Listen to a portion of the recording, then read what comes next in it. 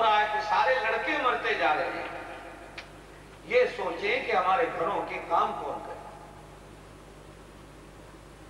اب اس نے دوسرا اعلان کیا کہ آئندہ کے بعد 1 سال مقرر کرو کہ 1 سال ایسا رکھو کہ اس سال کے اندر جو لڑکے پیدا ہوں زندہ چھوڑ دو، دوسرے سال جو لڑکے پیدا ہوں اسے مار دو۔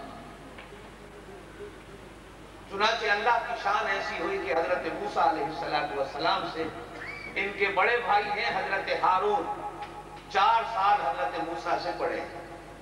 حضرت ہارون پیدا ہوئے تو اس سال بچوں کو چھوڑنے کا حکم تھا، اس لیے حضرت ہارون کو چھوڑ دیا، لیکن جو سال بچوں کے قتل کرنے کا وقت آیا اس سال میں حضرت موسیٰ پیدا ہوئے۔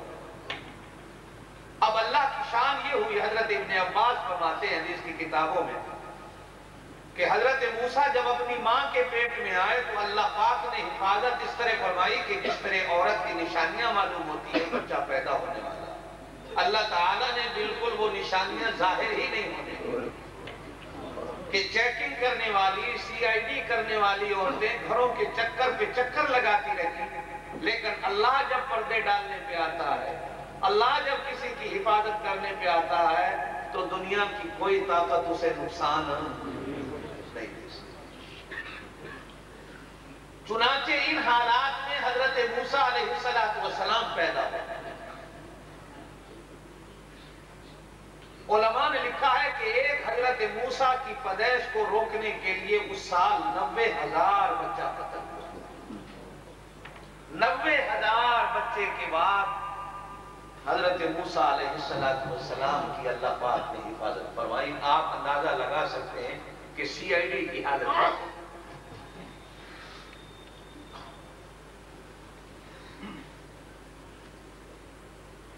حضرت موسیٰ پیدا ہوا، اماں نے کمرے در کمرے کے اندر بیٹے کو کپڑوں 1000 کپڑوں میں چھپا کے رکھا کہ کہیں CID کرنے والی عورتوں کی گھر کے اندر بھی آ کر نظر نہ پڑتا۔ آس پڑوس کی عورتوں کو بھی نہیں بتایا گیا، پتہ کسی کو بھی نہیں چلا۔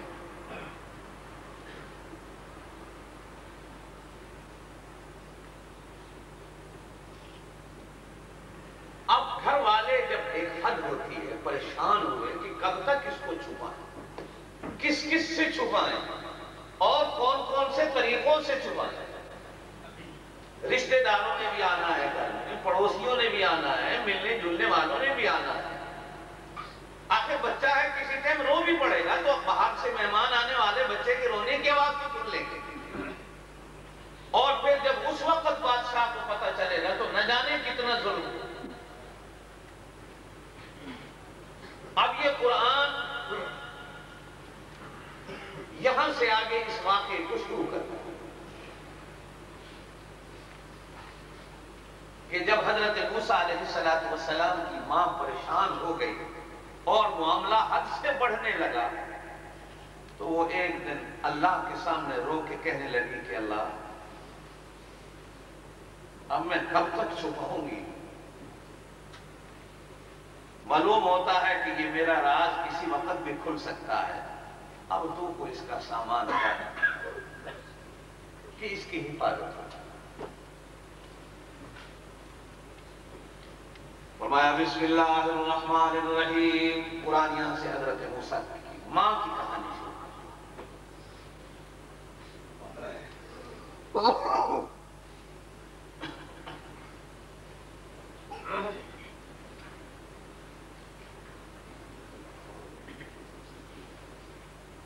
فرمایا وَأَوْحَيْنَا إِلَىٰ أُمِّ مُوسَىٰ، ہم نے موسیٰ کی ماں کی طرف وحی کی، ہم نے موسیٰ کی ماں کی طرف وحی کی۔ بعض کہنے والوں نے یوں کہا کہ وحی صرف نبیوں کی طرف آتی ہے، موسیٰ کی ماں جب نبی نہیں تو وحی کیسے آئی؟ کہیں قرآن نے یوں کہا کہ وَأَوْحَىٰ رَبُّكَ ربك إلى النحل أن اتخذي من الجبال بيوتا. ہم نے شہد کی مکھی کی طرف وحی کی کہ اڑ کے جا پھلوں کا رس چوس، پتوں کا رس چوس، پھر ہم تجھ سے شہد کو پیدا کریں گے. کہنے والوں نے یوں بھی کہا کہ جب مکھی نبی نہیں ہو سکتی تو وحی کیسے آئی؟ آپ یوں کہتے ہو کہ عورت نبی بنی نہیں تو پھر موسیٰ کی ماں کی طرف وحی کیسے آئی؟ وحی تو نبیوں کی طرف آتی ہے. جب یہ نبی نہیں تو وحی کا معنی کیا ہے؟ حضرت ابن عباس سب کہہ دو رضی اللہ تعالیٰ عنہ، میرے پاک رضی اللہ تعالیٰ عنہ، میرے پاک نبی کے سکے چاچا حضرت عباس کا بیٹا عبداللہ ابن عباس، میرے پاک نبی نے فرمایا لوگو میرے بعد قرآن کا علم کسی سے حاصل کرنا، ابو بکر سے کرنا، ابو بکر نہ ملے تو میرے ابن عباس سے قرآن کا علم حاصل کرنا. اللہ پاک نے قرآن کا علم، حضرت ابن عباس قسم کھا کر کہتے ہیں اللہ کی قسم ہے اس ذات کی جس کے قبضہ ہے قدرت میں میری جان ہے، قرآن کی 6606 آیت ہے، کوئی آیت ایسی نہیں جس کا علم اللہ نے مجھے نہ دیا ہو. کہاں اتری، کیوں اتری، کیسے اتری، مطلب کیا، معنی کیا، مفہوم کیا، پھر اس آیت کے اترنے کے بعد اللہ کے نبی نے عمل کیا کیا؟ فرمایا 6606 آیت ہیں. میں اللہ کی قسم کھا کے کہتا ہوں کہ کوئی آیت قرآن کی ایسی نہیں جس کا علم مجھے اللہ نے نہیں دیا. علماء نے لکھا کہ وَأَوْحَيْنَا إِلَىٰ أُمِّ مُوسَىٰ، ہم نے موسیٰ کی ماں کی طرف وحی کی کا معنی کیا؟ فرمایا وحی کے کئی معنی ہوتے ہیں. ایک معنی تو یہ ہوتا ہے کہ ہم جبریل کو وحی دے کے بھیجتے ہیں، جبریل وحی لاتا ہے.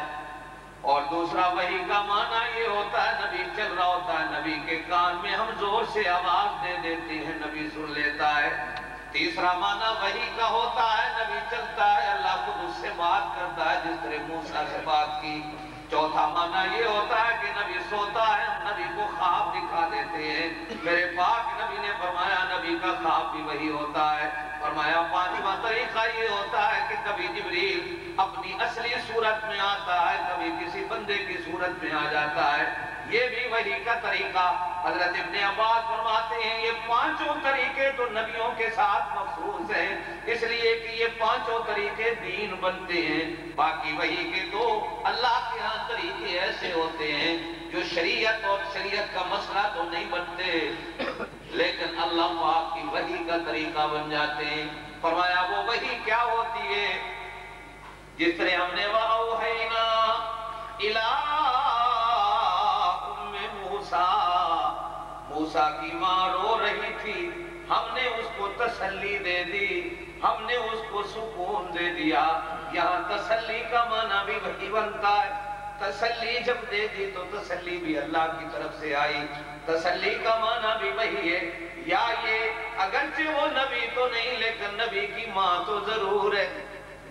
کہنے والوں نے پوچھا مولوی صاحب بتاؤ آج تک کوئی عورت بھی نبی بنی؟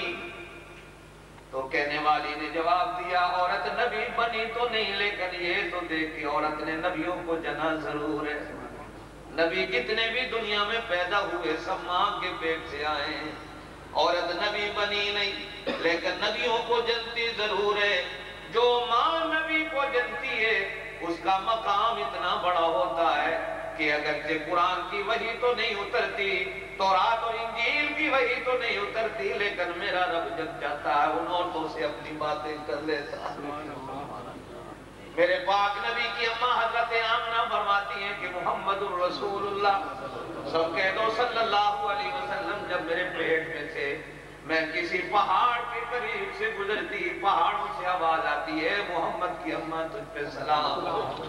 میں درختوں کے پاس سے گزرتی درختوں کی ٹہنیوں سے آواز آتی ہے محمد کی اماں تجھ پہ سلام. میں بکریاں چرا رہی ہوتی کبھی کبھی چرنے والی بکریاں بھی مجھے دیکھ کر کہتی ہیں محمد کی اماں تجھ پہ سلام. اور فرمایا کبھی کبھی میں چل رہی ہوتی بادل سے آواز آتی ہے محمد کی اماں تجھ پہ سلام.